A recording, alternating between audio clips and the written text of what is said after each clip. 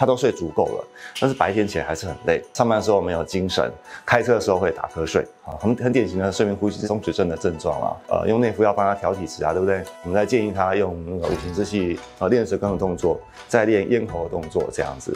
好，那请他回去多练一阵子。那太太也表示说，先前他打呼都蛮大声的，似乎声音就比较小了。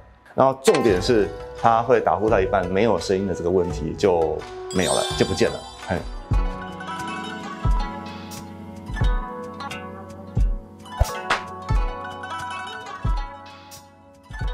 我们的社会已经进入一个高年化的那个时代啦。那高年化，我们就是会有一些怎么样老化的问题啦，会有一些疾病啊，会有一些伤病啊。所以我觉得这个像这个气功啊，或者是比较温和一点的武术啦，会对我们的身体的一个维持，或者是身体能量的一个增强会有帮助。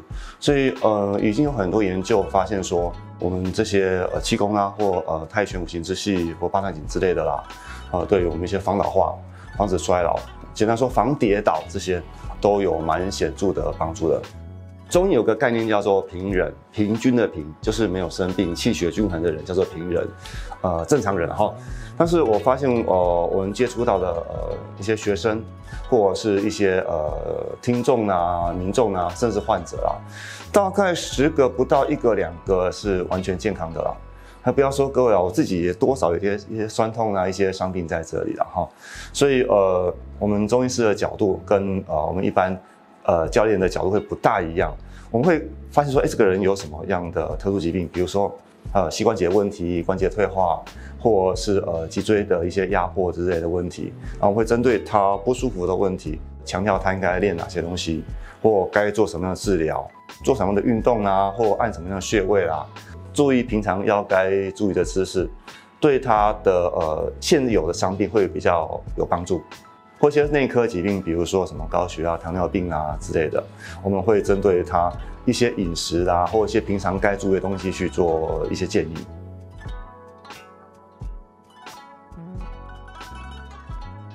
呼吸中止症有没有听过？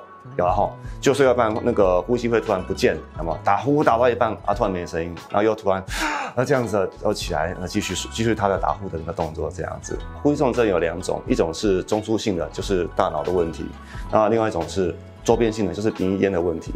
那大部分我看到的大概10个，有9个都是鼻咽问题的居多。年纪比较大的那个男性哈，那如果有喝酒，那特别是抽烟的话，他效果会比较差一些啦，治疗效果比较差，因为那个习惯改不掉，那鼻咽就会持续发炎。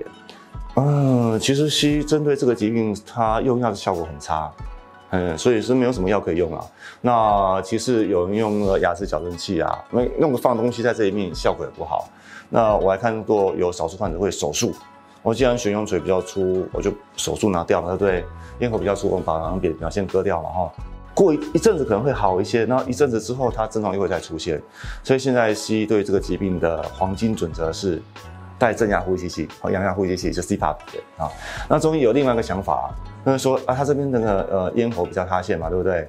中医认为说可能是痰瘀阻塞啦这种问题，然后痰湿阻滞之类的，我们就处理这个问题，比如说祛痰，然后让这个肌肉比较有力的，然后通一下气血，这个方向为主，然后可能需要补一些心气啊。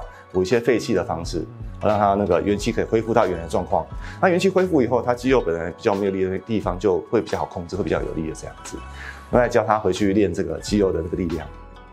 其实患者很多啦，那我们就举一个例子就好了。他其实没有抽烟喝酒啦，就跟我们一般人一样，就像长得就像我这样，也是瘦瘦帅帅的。不帅啦，但是患者挺帅的。但是他的缺点就是晚上打呼很大声，打呼到他太太抱怨了这样子。抱怨会说他晚上打呼到一半突然没有声音，会害怕嘛？怎么突然没有声音没有呼吸了？那会是发生什么事了？不晓得嘛？摇一摇动一动又开始打呼了，所以比较放心这样子。那就日复一日都这样子啊，因为睡眠品质不好，所以虽然睡眠时间很长，我们都认为要睡7个小时、8个小时嘛，他都睡足够了，但是白天起来还是很累。上班的时候没有精神，开车的时候会打瞌睡这样子，很典型的睡眠呼吸这种松弛症的症状啊。经过我的诊断，我认为说他是可能有一些咽喉啦、舌根那种塌陷的问题啦。这也很常见啊，我们在临床上很常见，就是那个肌肉，可能年纪比较大，那肌肉比较松弛老化这个现象，所以睡觉的时候会压到咽喉啊，压到气管这样子，所以呼吸会比较大声，然后压到会呼吸吸不进去这样子。是，那我们当然是会用内服药帮他调体质啊，对不对？然后我们再建议他用那个五行之气，练舌头的动作，练舌根的动作，再练咽喉的动作这样子。好，那请他回去多练一阵子。那大概1周2周的治疗之后，他就有提到说，他似乎精神比较好一些啦，上班呢比较能够专心。其实睡眠的情况下问他本人问不准，所以我们会问他隔壁的人，问一下他太太。那太太也表示说，先前他打呼都蛮大声的，似乎声音就比较小了。然后重点是他会打呼到一半没有声音的这个问题就没有了，就不见了，就不会说突然就没有呼吸，也就不用晚上在那边提心吊胆担心是不是又发生什么事这样子的问题。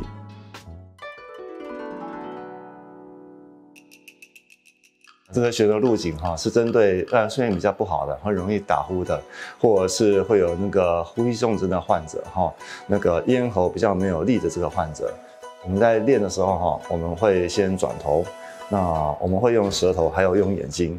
我们在转头的时候我们是这样子旋转的，那但是舌头是放在牙龈的外面，那跟转的头的方向正好相反。比如说我们头在右边，舌头就在左边。头在后面，舌头就在下面，这样。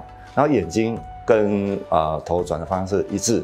比如说我们头转右边，我们眼睛看右侧。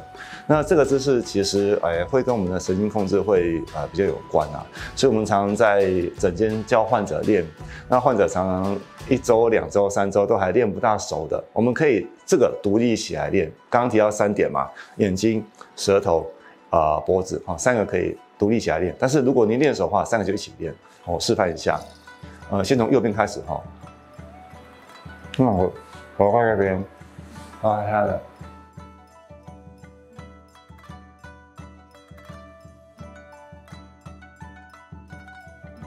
然后反过来也是我们低头的时候舌头在前面，往左边的时候舌头在右边，往后面的时候舌头在下面，这样子。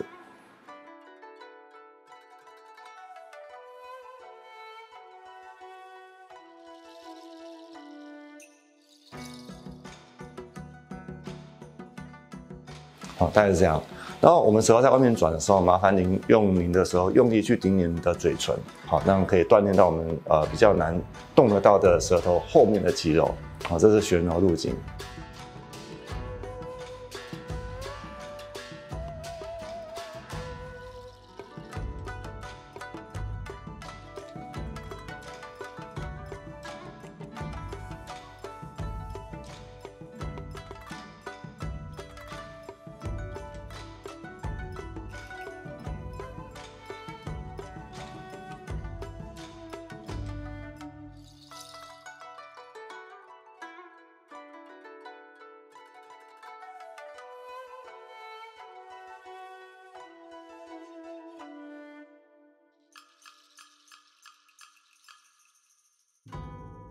如果你喜欢早安健康影片，请帮我们订阅、按赞，要记得打开小铃铛才会收到我们的最新通知哦。